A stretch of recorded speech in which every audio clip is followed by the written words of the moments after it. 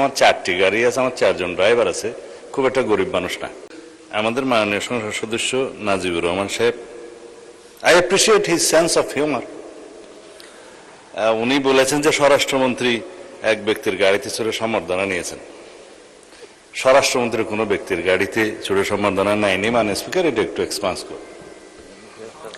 For your, স্বরাষ্ট্রমন্ত্রী যখন ছিলাম না তখন আমি সালাউদ্দিন আমাদের স্থায়ী কমিটির সদস্য ছিলাম।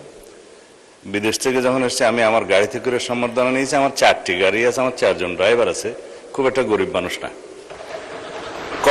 কক্সবাজার যখন আমি গিয়েছি লক্ষ লোকের সমাবেশ হয়েছিল, কোনো গাড়ি বিমানবন্দরে তেমন ঢোকার সুযোগ হয়নি। অনেক লোকের মাইক্রোবাস জিপ টিপ ছিল, একটাতে উঠলাম, ওটাতে কেউ উঠতে দিল না মাইক্রোবাস, আরেকটাতে উঠলাম, আরেকটাতে 5 নম্বর গিয়ে বলে যে এটাতে উঠে।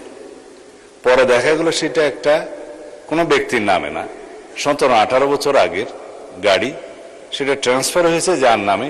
সেই ব্যক্তি আমার এলাকায় বাড়ি, সে আগ্রহ করে বললো এখানে ওঠেন। ওখানে আমার উচ্ছেদে বহু দামি গাড়ি উপস্থিত ছিল, কিন্তু পৌঁছাতে পারেনি।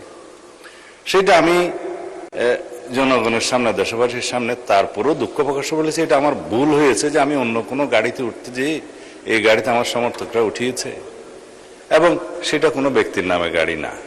তারপরেও যদি এটা ভুল হয়ে থাকে আমি জাতির সামনে দুঃখ প্রকাশ করেছিলাম, কিন্তু সেটা ক্লিয়ার হয়ে গেছে ওই সময়।